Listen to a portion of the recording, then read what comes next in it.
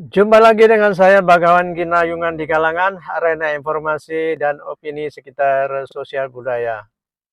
Rame tentang komika Panji Pragiwaksono, yaitu yang menyentil sana, menyentil sini, termasuk yang disentil keras yaitu Gibran, sehingga audiens yang datang sekitar 10.000 itu mentertawakan lawaannya Panji yang menyentil Gibran dan lain-lain. Tapi yang menarik, kenapa Panji tidak menyentil atau merosting Anies Baswedan?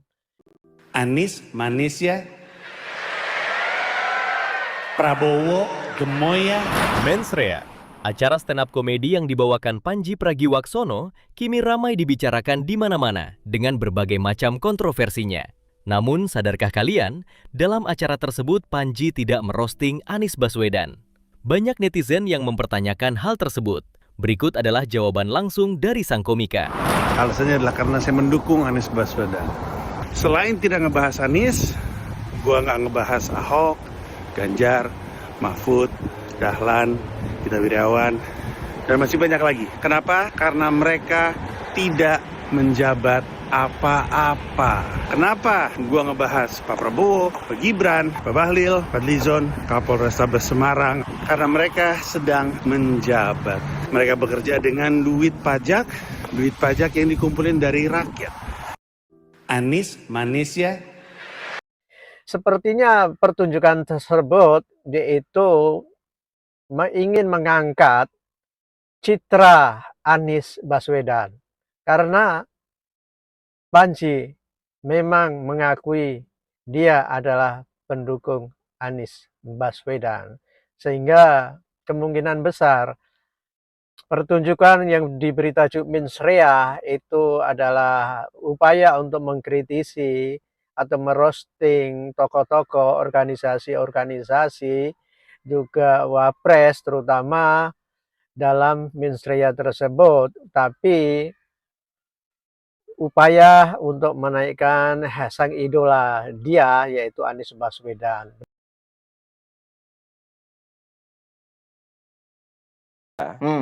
Sebagai seorang pekerja seni, iya dia survival mode-nya kayak gitu. Metode bertahan hidupnya, ini lagi bertahan hidup aja. Cuman angle dan genre bertahan hidupnya dengan memaki-maki pemerintah. Atau memaki-maki tokoh tertentu gitu loh. Supaya apa? Supaya dapat captive market-nya gitu loh. Misalnya gini, orang yang anti pemerintah itu kan ada captive market-nya. Ya. Orang yang nggak suka dengan Pak Jokowi misalnya ada captive market-nya juga. Orang yang nggak suka dengan Pak Prabowo juga ada captive market-nya. Nah, captive market ini yang mau dia monetize kan, untuk dia bisa bertahan hidup gitu. Jadi bukan sesuatu, wah ini kritik, saya nggak menganggap itu kritik.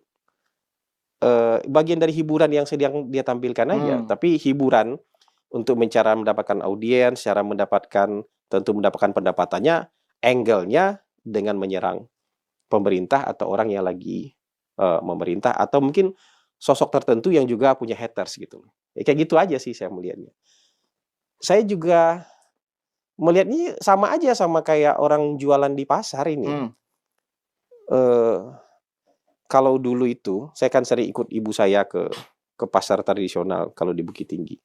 Kalau di pasar tradisional itu tukang cabai, misalnya 10 berderet-deret tukang cabai, itu semua teriak. Teriak-teriak tuh, teriak makin kencang teriaknya, ada yang melucu-lucu supaya orang... Dalam bahasa Minang ya? Dalam bahasa Minang, supaya orang mampir beli cabai di tempat dia kan gitu. Ya.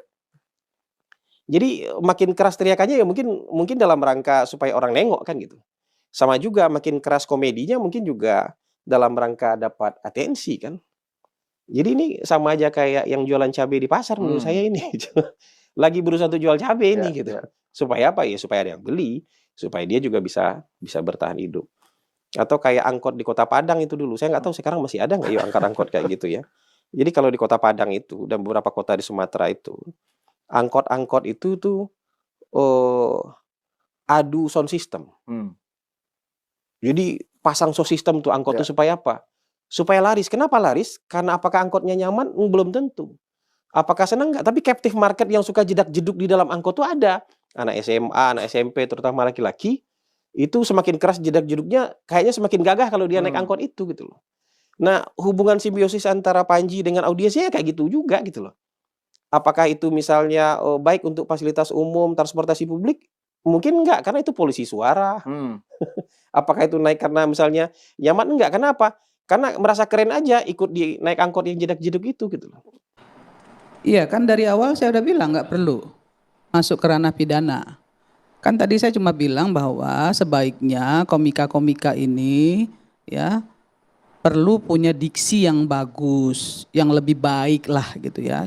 Seperti contoh, ya kalau banyak orang Islam yang marah, mungkin ya wajar juga ketika misalnya kok yang ngambil ormas Islam semua, yang non-Islam nggak ngambil. Nah menurut saya itu juga nggak perlu disampaikan. Sampaikan saja bahwa ini ngambil, yang ini ngambil, yang ini ngambil, yang ini nggak ngambil. Udah cukup di situ, berhenti di situ. Jangan ditambahin lagi dengan sentimen agama, itu juga nggak penting. Contoh, seperti tanggal 25 Desember itu hari mualaf sedunia. Nah kan nggak penting juga untuk menyampaikan itu. Itu namanya belah bambu juga gitu ya. Polarisasinya juga dipertentangkan di sana antara agama. Menurut saya itu juga nggak bagus gitu ya. Mensrea itu niatan jahat dari suatu perilaku pidana. Jadi pidana itu kalau tidak ada niat jahat ya tidak ada pidana sebenarnya. Jadi orang mengklasifikasikan atau proses hukum mengklasifikasikan adanya suatu pidana, salah satu dasarnya adalah niat jahat. Niat jahat. Kalau nggak ada niat jahat tapi pidana juga, itu namanya kealpaan atau kelalaian gitu. Jadi pidana yang disengaja biasanya ada mensreanya, ada niat jahatnya. Ada 3 hal tentang lawaan, yaitu seperti yang dikatakan oleh ahli hukum atau seorang pengacara handal di negeri ini, yaitu bahwa lawaan itu memang tujuannya membuat tertawa. Sehingga ada 3 hal. 1, lawaan yang menghibur. Kemudian lawaan yang mengandung kritik. Yang ketiga yaitu lawaan yang mentertawakan fisik orang atau perilaku orang. Sehingga lebih ke bullying. Atau orang Indonesia mengatakan dibully. Sehingga orang yang sama-sama tidak suka dalam kelompok tersebut mentertawakan bersama-sama. Tapi kalau itu dilakukan di ruang publik, jelas ada unsur pidana. Ya, kalau unsurnya adalah menghina ya bermasalah. Menghina. Siapapun juga kalau menghina itu bermasalah. Menghina, memfitnah itu ada pasalnya. Penghinaan fisik misalnya itu. ya itu bullying kan, Bullying, termasuk ya. kan. Itu ada pasalnya. Pencemaran nama baik juga salah satu pasal yang bisa mengcover itu. Gitu, orang merasa terhina kan, begitu.